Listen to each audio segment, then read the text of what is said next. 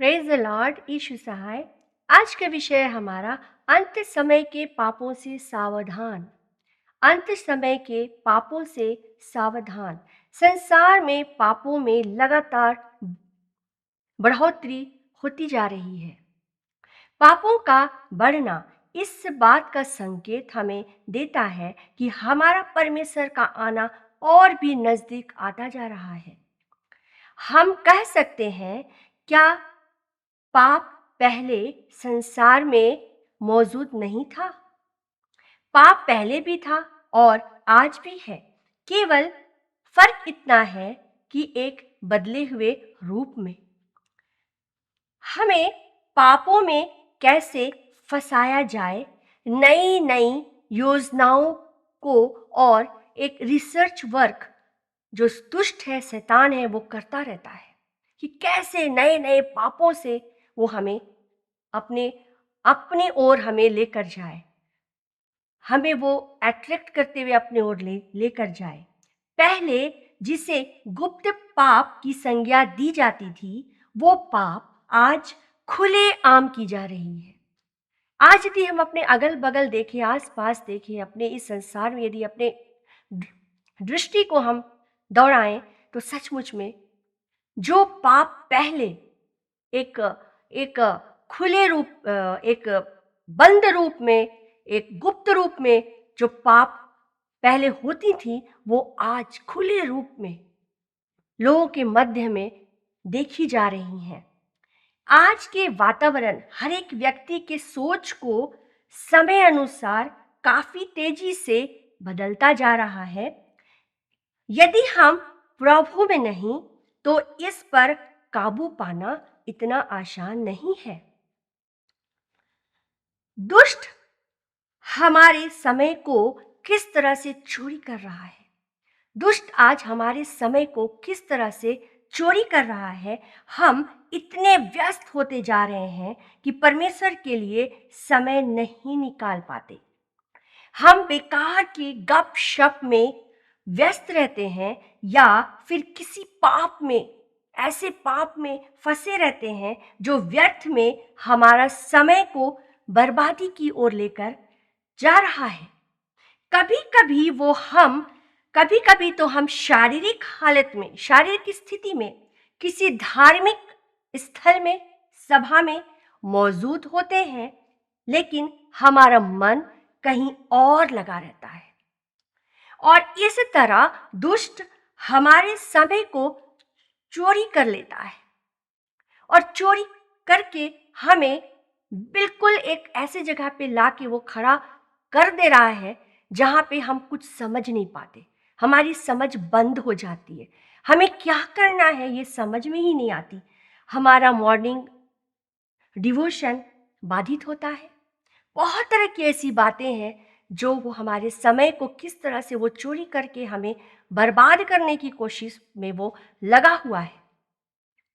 मेरे भाई और बहनों, आज हमें इस बात पर बहुत ज़्यादा ध्यान देने की ज़रूरत है कि हम अपने समय की सुरक्षा कैसे रखें।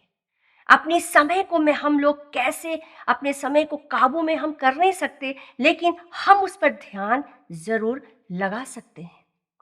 यदि हम देखें कि परमेश्वर को कोसना, ये सारी पाप की बातें हैं। परमेश्वर को कोसना, जो प्रभु के साथ आज नहीं आज चल रहे, प्रभु को नहीं जानते, वो अपनी इच्छा पूर्ति ना होने के कारण परमेश्वर को कोसते रहते हैं। जो संसारिक हैं, वो संसार की हर एक वस्तुओं को पाना चाहते हैं। उनकी डिक्शनरी में केवल पॉजिटिव सब लिखा हुआ है, नेगेटिव नहीं है। वो कभी नेगेटिव सोचते ही नहीं।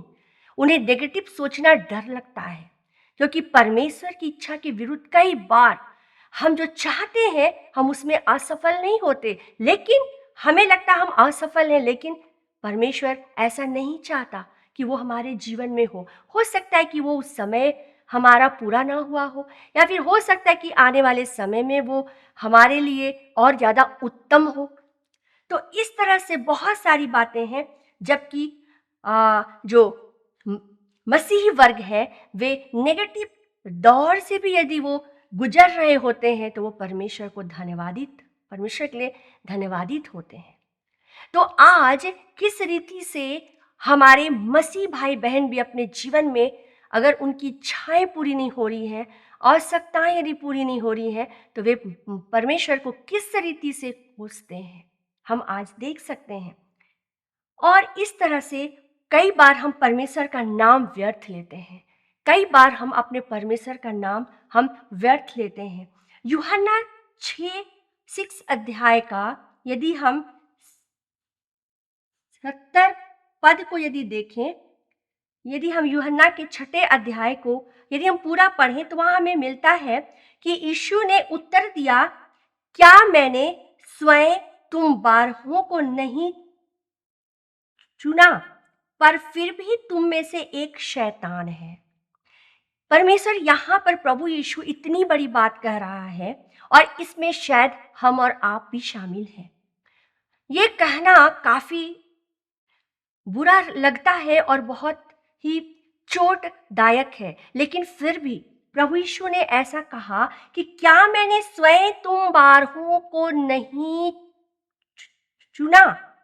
मतलब परमेश्वर ने चुना है 12 को, 12 शिष्यों को प्रभु यीशु ने चुना।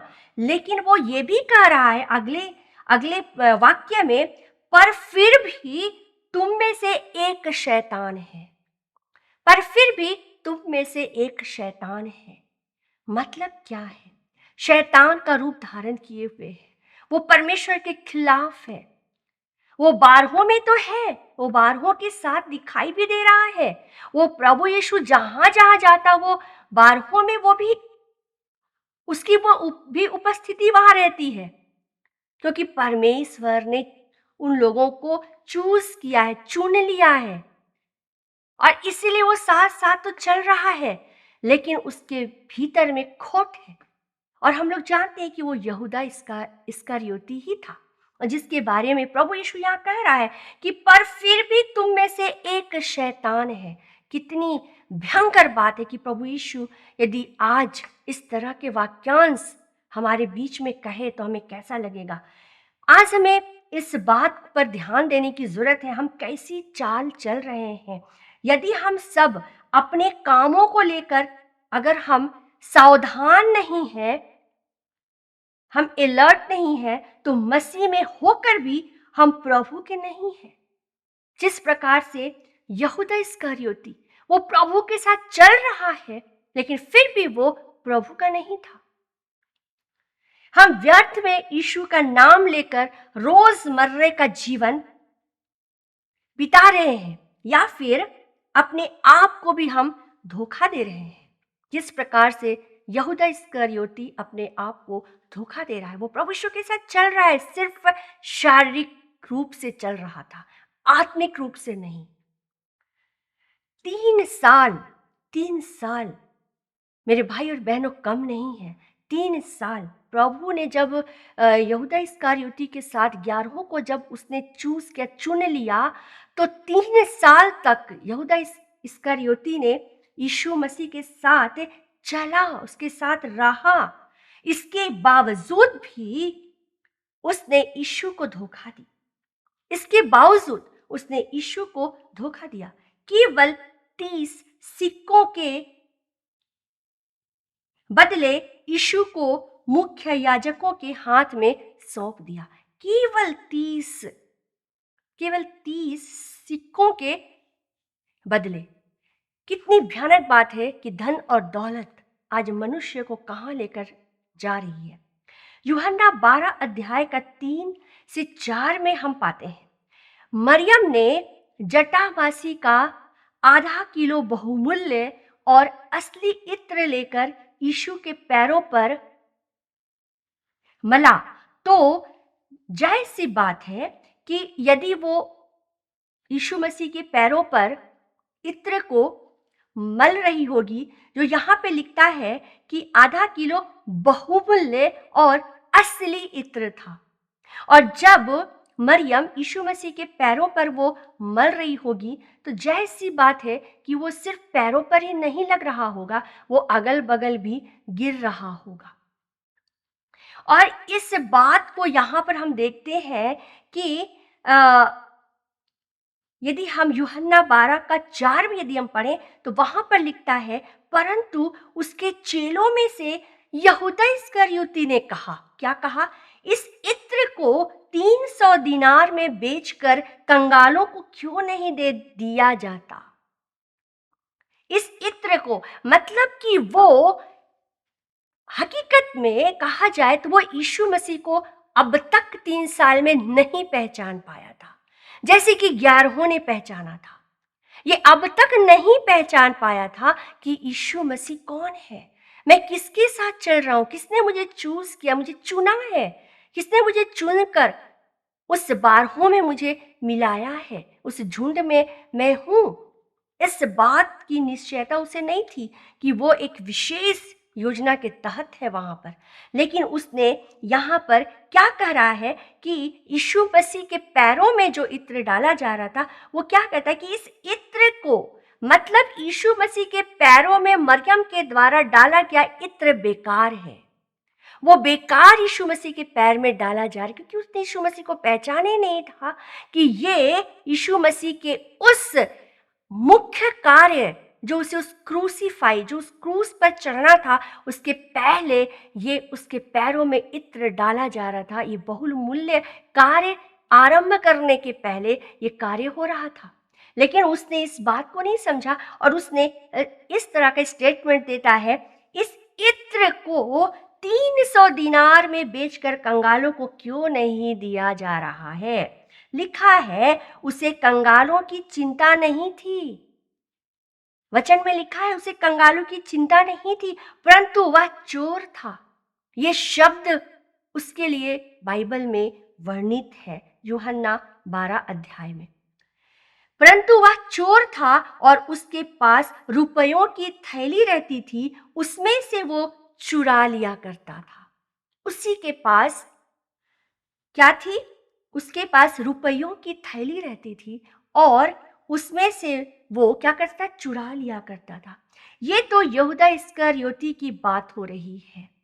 दुष्ट शैतान को अच्छी तरह मालूम है कि ये शब्द अंतिम दिन, अंतिम दिन, अंत का समय, दुष्ट को, शैतान को जो बाइबल में वर्णित है, अंतिम दिन, अंत का समय, उस समय क्या होगा, इससे दुष्ट अर्थात शैतान भली भांति वाकिफ है, भली भांति वाकिफ है। और वो जानता है इस बात को कि अंत का समय अर्थात उसका दिन और निकट है, हमारे लिए उस स्वर्ग जाने का समय और उसके लिए उस नरक में डालने का जो समय है वो और भी ज्यादा नजदीक आ रहा है। इसलिए वो अभी अंत के समय में वो इतना छटपटा रहा है कि वो पाप, नए नए पापों को आविष्कार कर रहा है, नए नए पापों को वो ढूंढ निकालता है और इस तरह से लोगों के समक्ष में वो नई नई बातों को, हम कैसे फंस जाते हैं आज ऑनलाइन में, कितने लोग कैसे किन किन बातों में फंसते जा रहे हैं। मार्केटिंग कर रहे हैं तो लोग फंस रहे हैं, पैसों के मामले में लोग फंस रहे हैं, नए नए ढंग से लोगों को फंसाकर उनके दिमाग को वो अपने कंट्रोल में ले रहा है और किस तरह से लोग बर्बादी की ओर बढ़ रहे हैं। वो अभी से नहीं, वरन जब वो इस पृथ्वी पर स्वर्ग से जब ढकेला जा रहा था, जब परमेश्वर ने उसे उस स्वर्ग से उसे ढकेल दिया, वो तभी से वो इस तरह की बातों के लिए तभी से वो अपना रिसर्च वर्क जारी रखा है कि कैसे हम लोगों को भरमाएं और अपनी तरफ लोगों को लेकर आएं और इस तरह से वो अपने कार्यों में कैसे लोगों को मात दें, कैसे लोगों को अपनी तरफ हम घसीट कर लेकर आए, इस बात के लिए वो हमेशा हमेशा वो एक पाप को वो ढूंढता रहता है, नए नए पापों को वो ढूंढता रहता है, नई नई बातों को वो ढूंढता रहता है, ऐसी ऐसी बातों को जो हमारे समझ से बाहर है। कई लोग फंस जाने के बाद समझ में आता है कि अरे ये तो हमारे साथ सही नहीं हुआ, क्योंकि वह अच्छी तरह से जानता है कि परमेश्वर अपने लोगों को उसके चंगुल से छुड़ाता जा रहा है, क्योंकि परमेश्वर का समय निकट आ जा रहा है और परमेश्वर अपने लोगों को उस शैतान के चंगुल से छुड़ाता जा रहा है। और परमेश्वर इस कार्य को बहुत धीरे से नहीं, लेकिन अब बहुत तेजी से कर रहा है, क्योंकि अब समय नहीं। और उसी तरह अतः वह अंत समय को लेकर अब शैतान बड़ा व्याकुल है, बड़ा व्याकुल है। वो भी सोच रहा है कि उसके पास से उसकी योजना कई बार फेल हो रही है और उसके पास से परमेश्वर कैसे लोगों को छीन कर उस स्वर्ग राज्य में लेकर जाने जा रहा लेकर मतलब कि तैयार कर रहा है कि वो स्वर्ग राज कैसे जाएं। लेकिन शैतान इस बात के लिए बिल्कुल व्याकुल है कि कैसे हम परमेश्वर के हाथ से उसे उन्हें झपट लें, कैसे हम परमेश्वर के हाथ से छीन लें, दबोच लें। और इसीलिए वो नई नई बातों को वो ढूंढता रहता है। भयंकर भूकंप, अकाल, महामारियां ये तो होना निश्चय है, लेकिन पापों का कहीं ज्यादा, आज से कहीं ज्यादा पाप की वृद्धि होती जा रही है। और ये निश्चय है कि पाप की वृद्धि बढ़ती ही जाएगी। दूसरा तिमोथी उसका 3 अध्याय का 1 से 5 में हमें कई तरह के पापों को यहाँ पर हमें मिलता है। कई तरह के पाप वर्णित हैं। और 3 का 16 में यदि हम देखें, दूसरा तिमोथी 3 का 16 में यदि हम देखें, वास्तव में वे सब जो मसीह यीशु में भक्तिपूर्ण जीवन व्यतीत करना चाहते हैं, वे परमेश्वर की ओर से हम पर अत्याचार करने वाले लोग खड़े किए जाएंगे। क्योंकि परमेश्वर में हम जितना ज्यादा हम भक्ति की ओर बढ़ेंगे, उतने ही ज्यादा दुष्ट हम पर अत्याचार और बढ़ाता चला जाएगा, हम पर और ज्यादा अपना दबाव डालता जाएगा कि हम प्रभु के रास्ते से फिर जाएं। हम और ज्यादा, हमें वो इतना ज्यादा बलपूर्वक हमें वो खींचेगा कि हम परमेश्वर की रास्ता को छोड़ दें। लेकिन मेरे भाई और बहनों, आज संसार में यदि हम देखें तो अच्छी बातें कम हैं और बुरी जो बातें हैं, बुरे कार्य हैं, वो ज्यादा से ज्यादा मजबूत होते जा रहे हैं। और इसीलिए वचन कहता है कि अंत के दिनों में हमारा प्रेम ठंडा होता जाएगा, हमारा प्रेम ठंडा होता जाएगा। यहाँ पर 1-2 बातें हैं जो ज्यादा महत्वपूर्ण हैं, जिन्हें मैंने पाया। दूसरा तिमुथी 3 अध्याय में यदि आप पढ़ेंगे तो वहां इन शब्दों को मैंने पाया: क्षमा रहित, कठोर, घमंडी और सुख विलास से प्रेम करने वाले बढ़ते चले जाएंगे। कैसे लोग? क्षमा रहित, कठोर, घमंडी और सुख विलास से प्रेम करने वालों की संख्या बढ़ते जाएगी। इन सब से परमेश्वर को बहुत ही घृणा है, उसे नफरत है। और तब यहूदा इस्करियोती के बारे यदि हम देखें तो यहूदा इस्करियोती खुद को कभी क्षमा नहीं कर पाया, क्षमा रहित, वो अपने खुद को क्षमा नहीं कर पाया। वो परमेश्वर से क्षमा मांग सकता था, लेकिन उसने क्षमा नहीं मांगा, क्योंकि वो खुद को क्षमा नहीं कर पाया। उसने जो कार्य किया प्रभु यीशु के विरोध में, परमेश्वर के विरोध में, वो उसे ऐसा ढकेल दिया कि वो अपने आप को क्षमा कर ही नहीं पाया। और दूसरी बात हम देखते हैं कि क्योंकि उसका मन कठोर हो चुका था, उसका मन कठोर, उसके हृदय में कठोरता उसके हृदय में कठोरता जो कहे कूट कूट कर भरी हुई थी। और यदि हम आगे देखें तो जो उसे यही कठोरता यहूदा इस्करियोती को क्या क्या क्या कर दिया था, यही कठोरता घमंडी बना डाला था। घमंडी, जो घमंड से भर गया था। कई बार घमंड के कारण भी हम क्षमा करना या खुद के लिए क्षमा किसी के समक्ष बोलना, ये बड़ा ही मुश्किल बात होती है। और इसी तरह कठोरता और घमंड की बातें हमारे अंदर होती है। और यहाँ हम देख रहे हैं कि सुख विलास के कारण धन दौलत की जो कमाई है वो उसके जीवन में बढ़ती जा रही थी। किस रीति से धन और दौलत की केवल शब्द उसके मुख से निकलते थे, और यही था यहूदा इस्करियोती कि उसके हृदय में कूट कूट कर ये सारी बातें उसके जीवन में थी। भाइयों और बहनों, आज हम और आप अंत के दिनों में जी रहे हैं, और आज भी इन्हीं बातों को हम अपने चारों तरफ देखते जा रहे हैं। ऐसा नहीं कि ये सब उस समय की बातें थी, आज भी यही रिपीट किया जा रहा है, यही रिपीट हो रहा है, कुछ दूसरे रूप में, जिसे कई बार हम नहीं समझ पाते हैं और हम फंसते हैं। और इस तरह हमें आज इन सारी बातों पर विचार करने की आवश्यकता है, तभी हम सावधानी बरत सकते हैं। जैसे कि आज का हमारा जो विषय था, अंत के समय के पापों से सावधान। ये सारी बातें बाइबल में मौजूद है जो उस समय हुई, और आज भी ये सारी बातें हमारे बीच में, हमारे मध्य में आज भी हो रही हैं। लेकिन हमें सिर्फ इतना करना है कि अपने परमेश्वर की ओर निहारना है, हमें अपने परमेश्वर की ओर ताकना है, क्योंकि हमारा परमेश्वर ही है जो हमें इन सारी बातों से, अंत का समय जितना भी भयानक होता चला जाएगा, लेकिन परमेश्वर अपने लोगों की सुरक्षा करता जाएगा। वचन कहता है कि परमेश्वर की सुरक्षा हमें मिलेगी, परमेश्वर अपनी सुरक्षा हमें देगा, हमारी आड़ और ढाल बनकर उस वक्त भी हमारे साथ रहेगा। जब हम उसके साथ हो, जब हम उसको अपनी सहायता के लिए उसे हम बुलाएं, परमेश्वर को हम अपने जीवन में आने दें, उसे उस कार्य करने के लिए हम अपने आप को सौंपें हर समय और हर वक्त, ताकि वो हमारी सहायता करने के लिए हर समय हमारे पास मौजूद है।